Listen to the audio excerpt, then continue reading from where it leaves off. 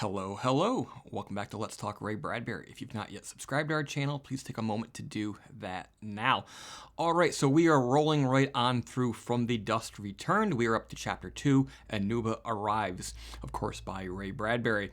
In the previous videos, we were introduced to Timothy Elliot, who is in the attic of his family's strange home, being told stories by a mummy, an Egyptian mummy who is also his great-great-great-grandmother 1,000 times removed. We next learn about how the house itself was not built, but rather constructed itself on a hill next to a tree in the plains of Illinois or somewhere, I guess. Now we're moving on to Chapter 2, Anuba Arrives, and we learn about the first inhabitant to the house. The house on the hill by the tree sat empty, aging, gathering dust for many long years, and then when it was just right, Anuba arrives. Anuba is a cat.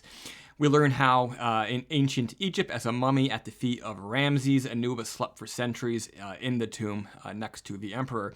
Long centuries after, Napoleon came and brought war there, and then the English came and built the railroad, and eventually this mummy cat and many others were hauled out by railroad,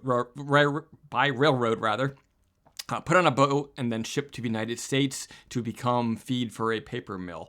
When it began unwrapping mummies, a plague was let out on many locals, and many people become sick because of the dusts coming from these creatures, or these mummies.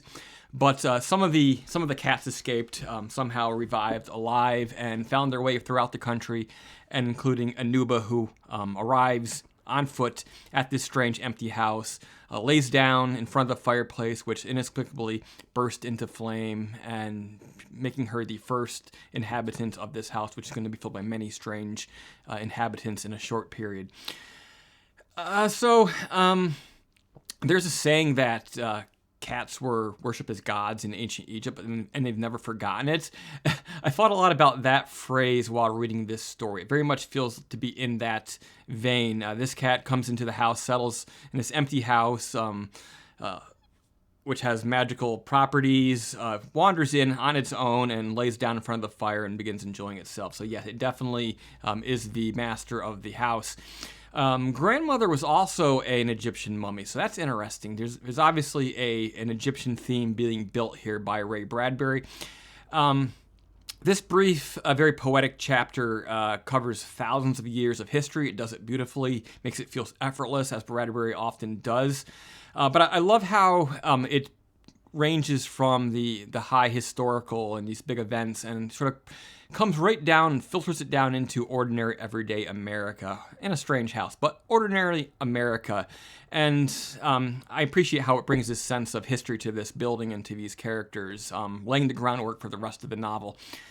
You know, we often think of the United States as being new, even after centuries, but all things are connected. And I think it's interesting how Bradbury's bringing all those elements into it and creating a backdrop for a fictional American history.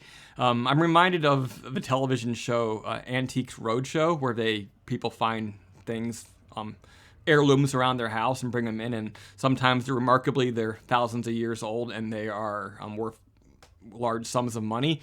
But how do objects from the past end up in small town America?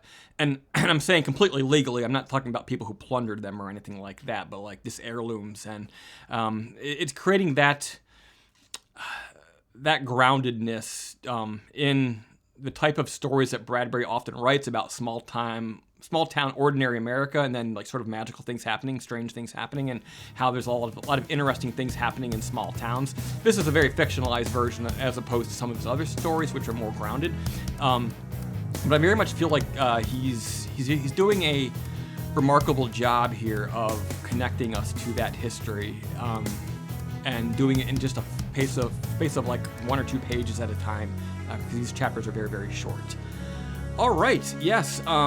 Moving on tomorrow, we'll be looking at From the Dust Returned, Chapter 3, The High Attic. Be sure to tune in, subscribe, of course, and see what this is all about. Hope you're following along with me, reading along with Bradbury in From the Dust Return, because it's been good so far. There's going to be some chapters coming up that I'm going to skip because they were available as standalone short stories at various points in his career. This is, of course, a fix-up novel, but I'm covering it all here, treating each chapter as a story unto itself, and I'm hoping that you are enjoying this journey with me. Thank you, and until next time, keep it creepy.